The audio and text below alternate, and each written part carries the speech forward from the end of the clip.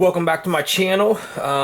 Today we are going to talk about a little firearm called the M&P Shield. Okay, this is the box it comes in. I'm not really going to do an unboxing video. There's tons of them out there, but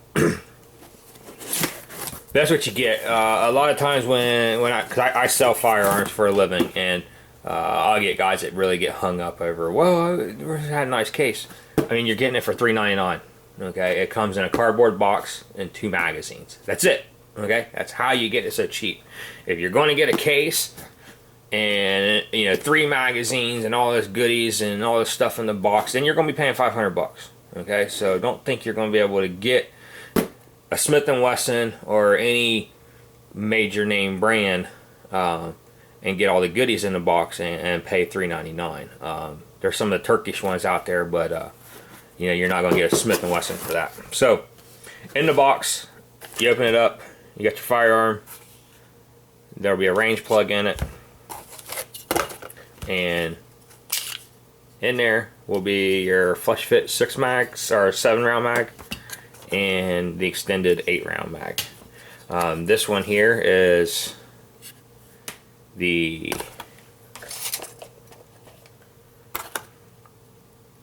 M&P 9 Shield, and as you notice, there's something missing here. I'll give you a little close-up look at it.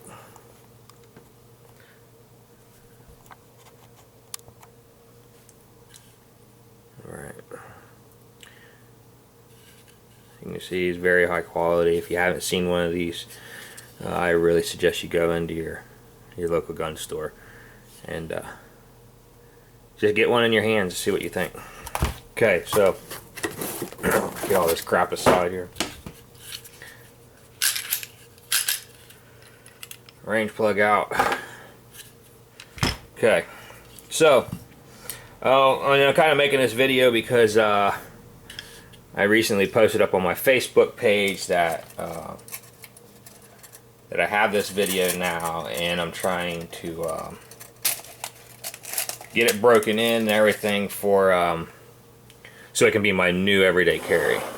I recently switched firearms, and I'll go over that here in a minute at the end of the review. So clear, safe direction.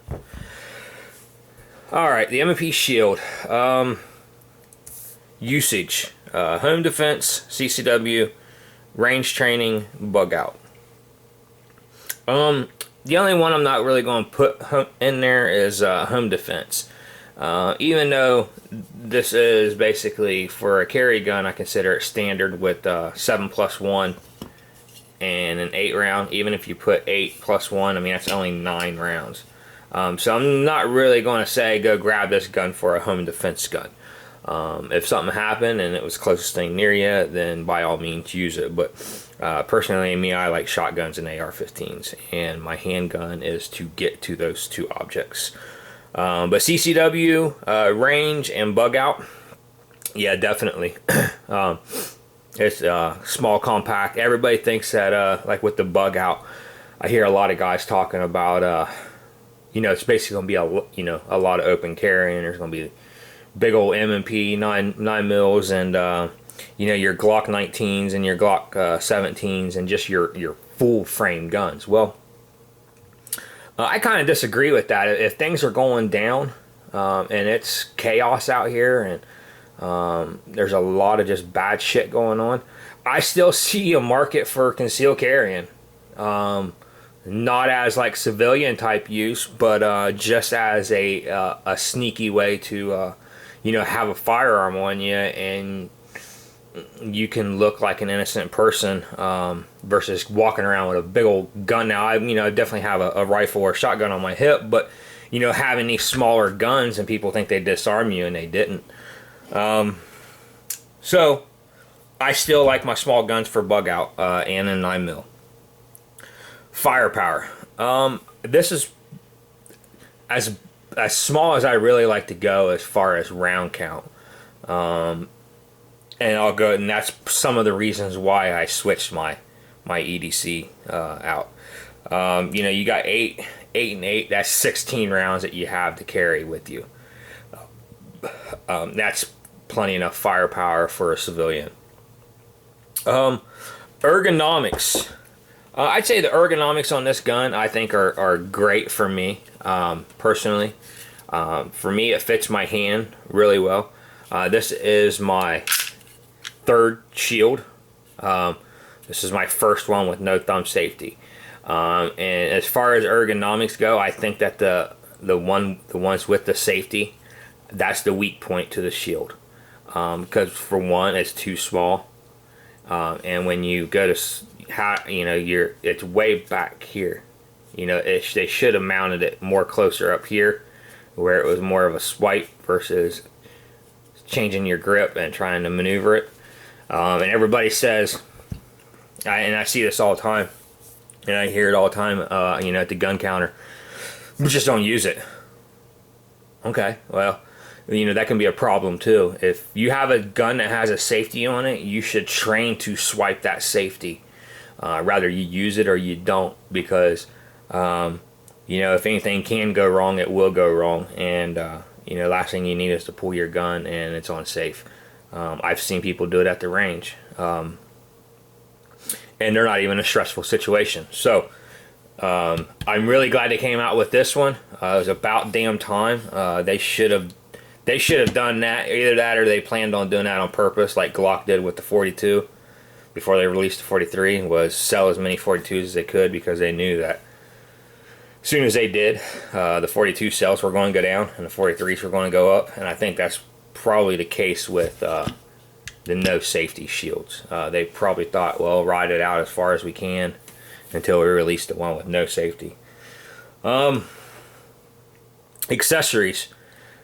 That's one of the best parts about having a popular gun such as the Shield in your Glocks, but your M&Ps and your Smith & Wesson M&Ps and your Glocks, in my opinion, they're the only guns that I personally will carry, that I, you know, will trust with my life.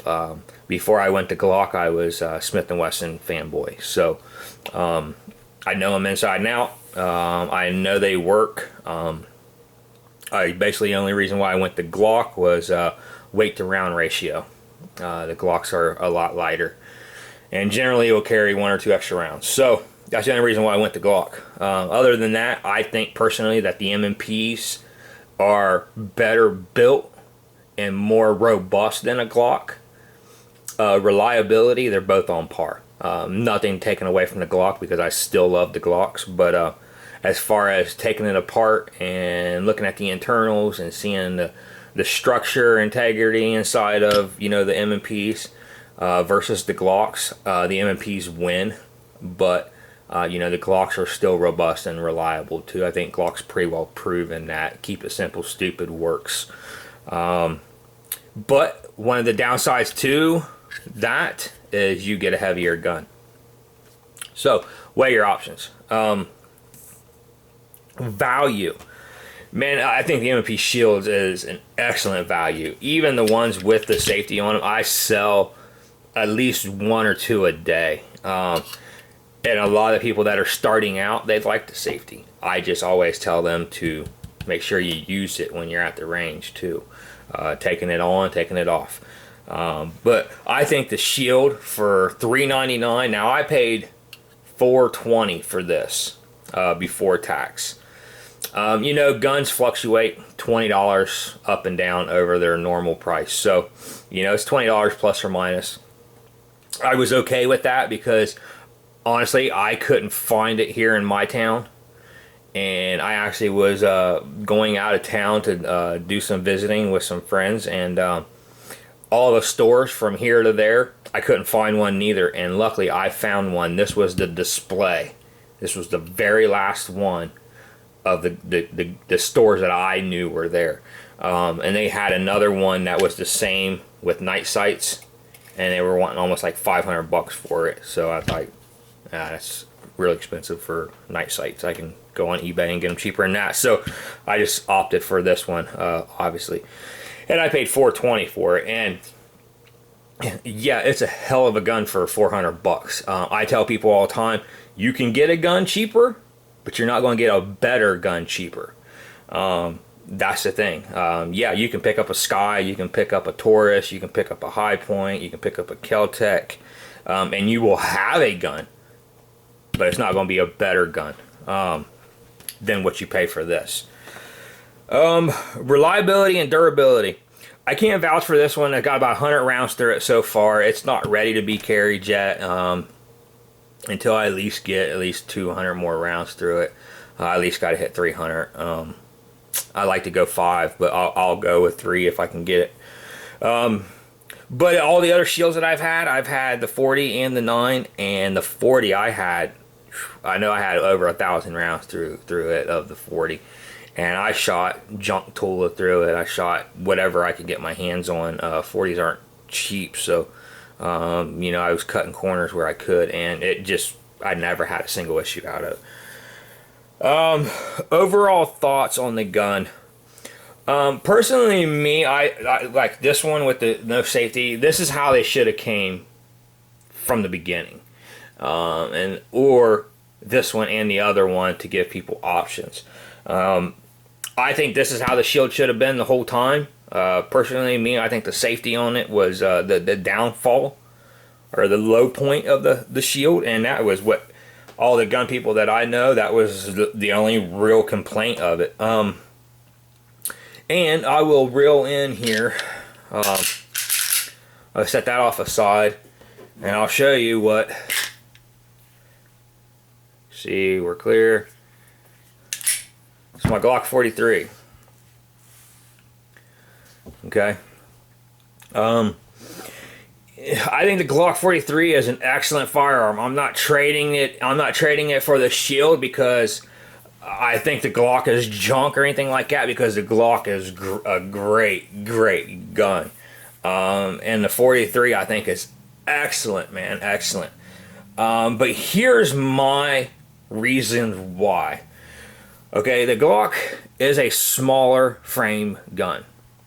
Okay, the round count kind of I didn't like at first, but I did switch that up, as you see in my one video where I put the Pierce +1 and the Ghost 15% max spring in there.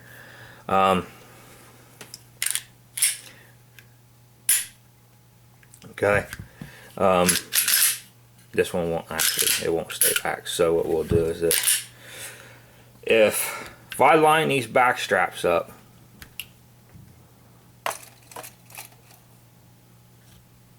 try and situate some light here. If I line these back straps up, you can see that the M&P trigger from here to here measurement is a bigger gun than on the Glock here to here, and especially trigger brake. Okay, that's a small area. Okay, and as you can see here, it's still bigger. The M&P is bigger. I don't know what the exact measurements of it is. I can just tell you from a shooter standpoint of view. Me, I don't have big hands, but I have long fingers. Okay, and I just have a really long hand. It's not fat by no means, but here's the problem I'm having with it. As you can see how far I got to come in to fire it. And what's going on is when I'm shooting this gun, at the very last moment of the break, I'm pulling left. Okay, and with it being so skinny here, it's making it more eligible to go left. Now I can change my grip versus lining it up with my elbow. I can actually turn the gun more this way and actually get it accurate, but that's not how I normally shoot. And from like up close, it's good. About 15 yards, man, 6-inch plate, I'm just struggling trying to hit it with it. Whereas the M&P, as you can see, I'm not curled in as much. and the only thing moving is from here to here, the hinge.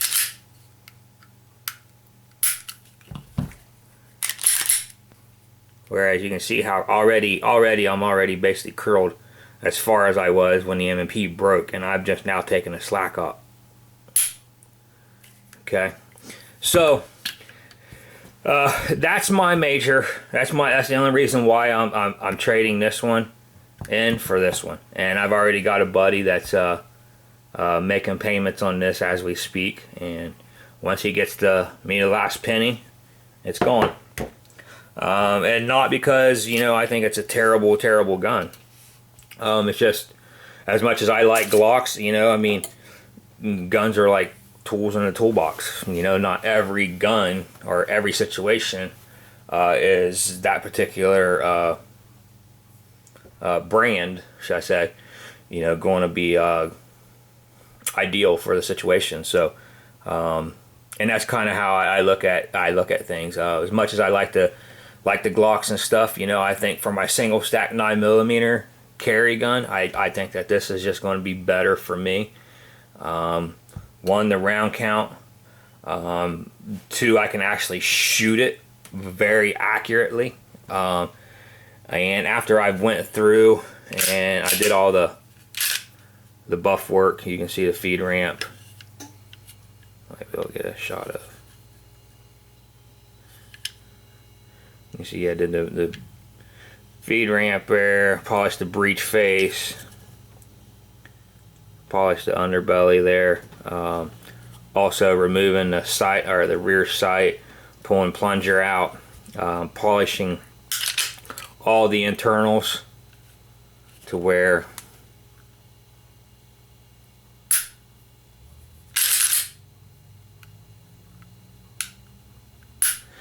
now I think the M&P, the Shield, I think it has a better trigger as far as this, and it actually, I can feel it move a little bit more than I could before I polished it. It was a wall and then just snap. Now here's the downside to the Shield. Okay, I will give it credit, because the other M&Ps that I had, when you would start to come forward, you would feel that the trigger bar coming off the firing pin block, and that would give you a false reading, and you would feel it and you'd go, oh, that's it, and you'd dead trigger. Where at least now it's gone, and a slight reset.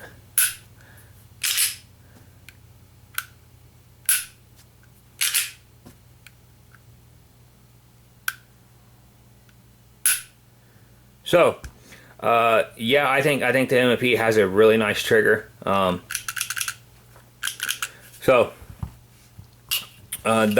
really like it, and I hope if you haven't ever had one, I hope you go check it out. Go to a rental place, get you some ammo, rent your one, see what you think. Other than that, I'm going to sign off, and like always, I appreciate you guys watching my videos. I know I can get winded sometimes, but I appreciate everybody that's stuck through my channel and you know, giving me good comments and good feedback that some of the stuff that I do actually helps you guys. And like always, I want to demand that you be performance driven and demand greatness in life. And that's it. Have a good day. Thanks for watching.